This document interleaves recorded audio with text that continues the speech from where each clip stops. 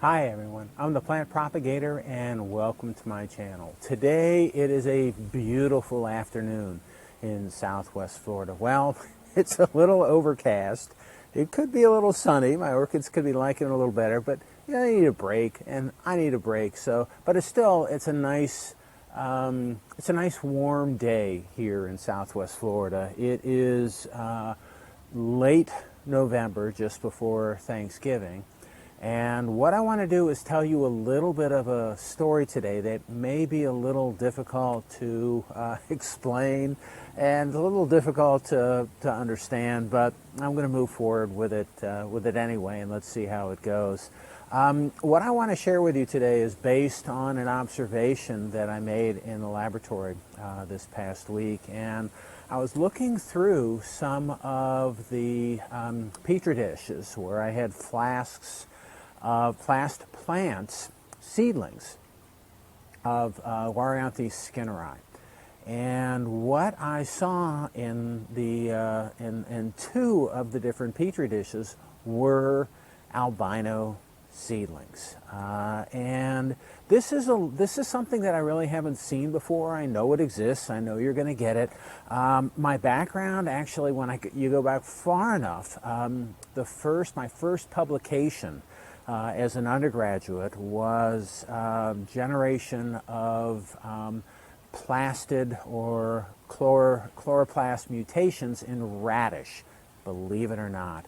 And so I've always had a little bit of an interest in the green pigment in plants, chlorophyll, and the chloroplast that contain the machinery, or most of the machinery for photosynthesis. And what I saw in the lab, again, were albino or white seedlings of this orchid that I have.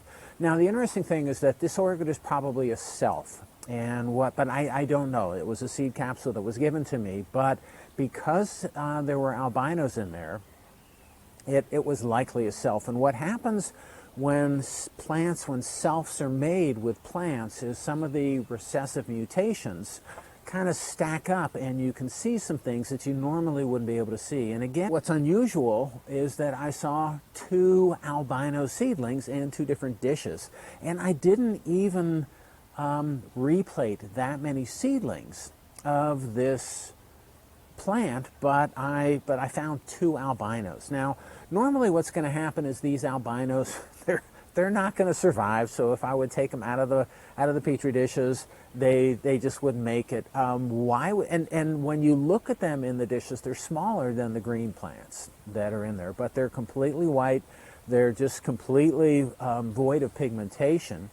And the plants are smaller. But why can you even see them is one of the questions that you may be asking. And the reason you can see that is because, chlorophyll and chloroplasts are responsible for photosynthesis.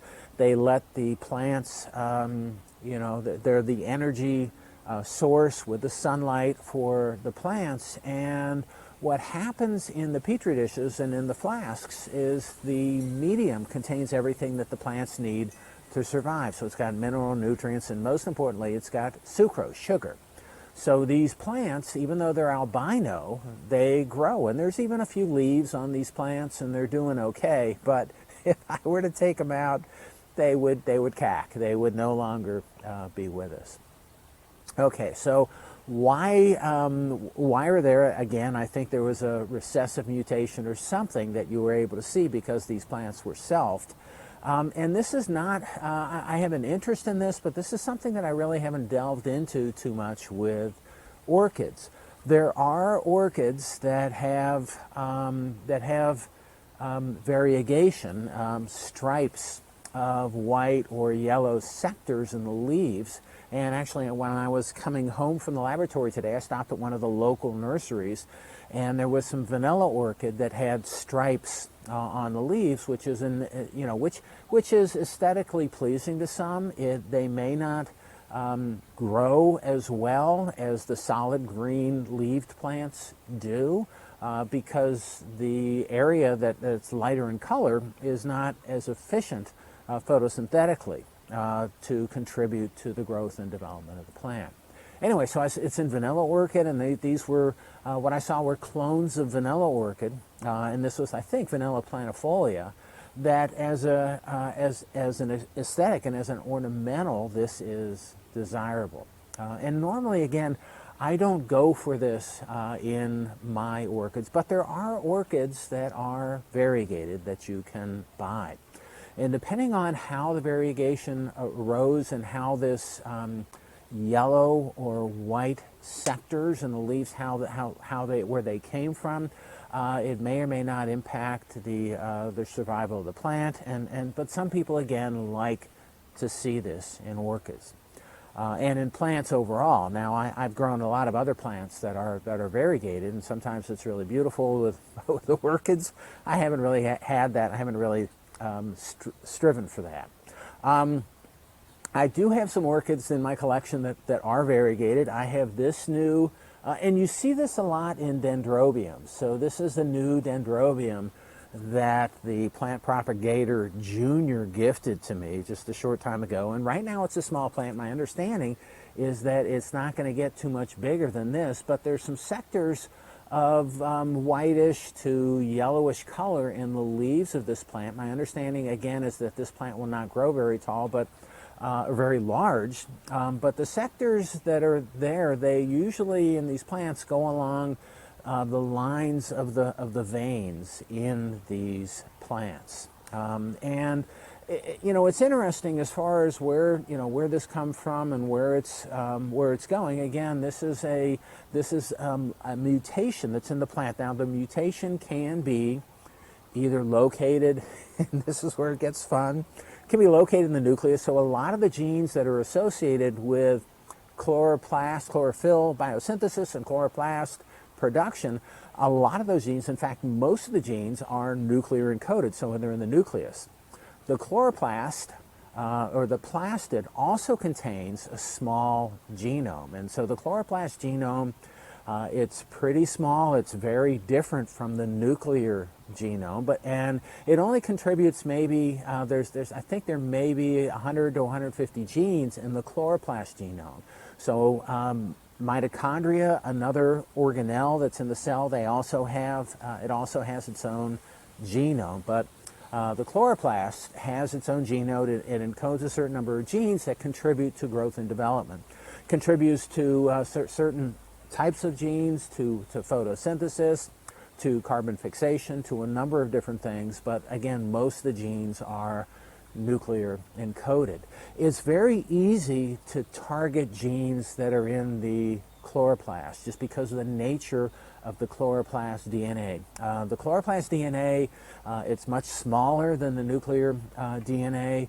There's many, many more copies, so there's copies of the chloroplast DNA in each chloroplast.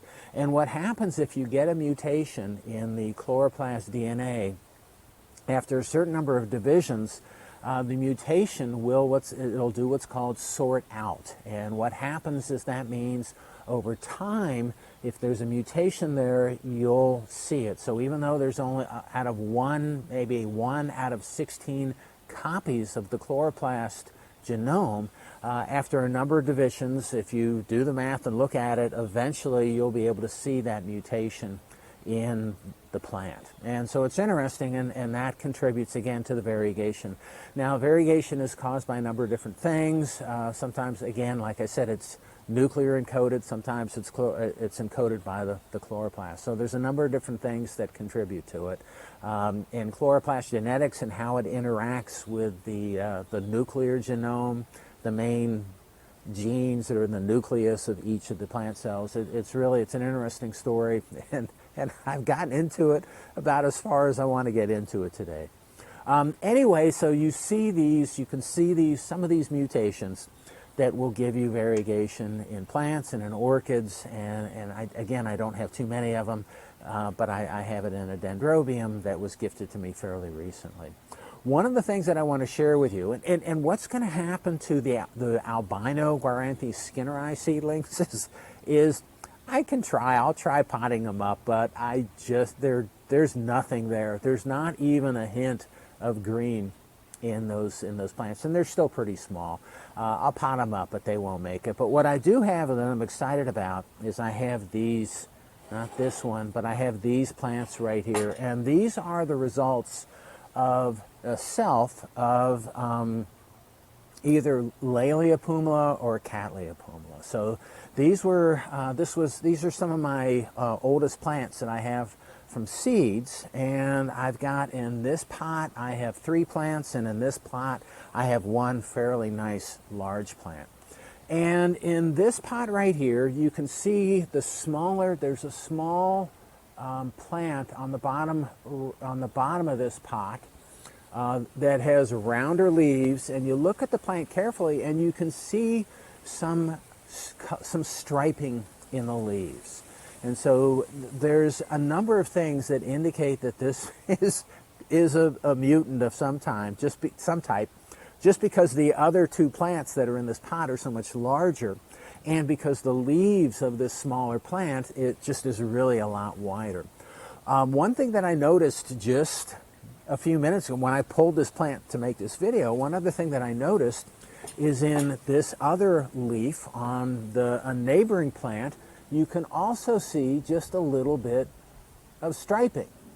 And I hadn't seen this before, but this is really, to me, this is interesting that there's another plant, and so this is a large amount of, 2 plants out of the few that I have that have striping in the leaves.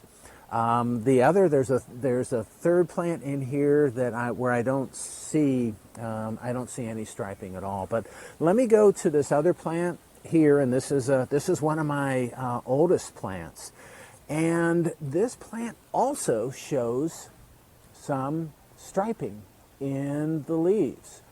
And this is really interesting, this plant, because it even showed up, I even saw this when the plant was young on some of the younger leaves in the middle of the plant. But as the leaves grow out, sometimes what happens is this variegation disappears.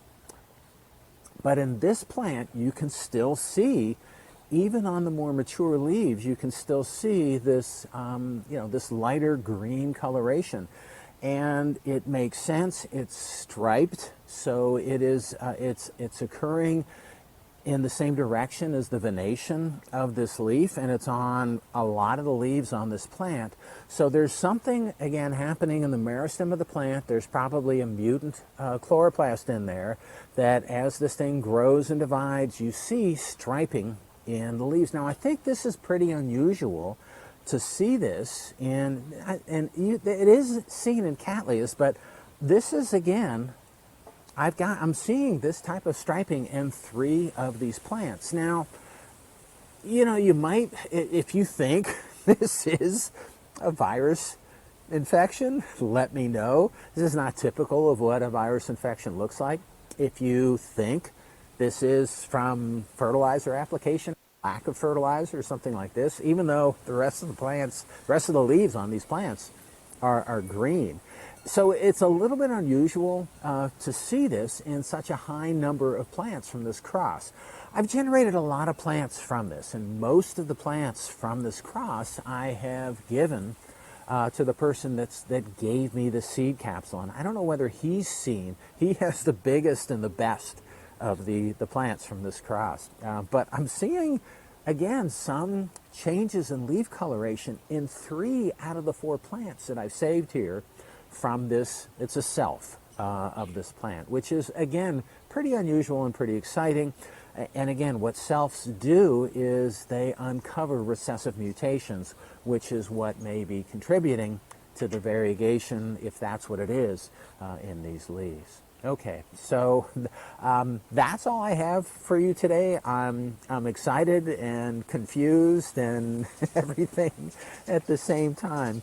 But I just wanted to share that little bit of a story with you today. All right, so if you liked what you saw today and you want to keep on seeing my videos, it would help me out if you could click on like, share, and subscribe to my channel if you're not already a subscriber. So that's it. I'm hopeful that these are gonna flower someday, and that the variegation, if that's what it is, will remain and be unique. All right, that's it for today.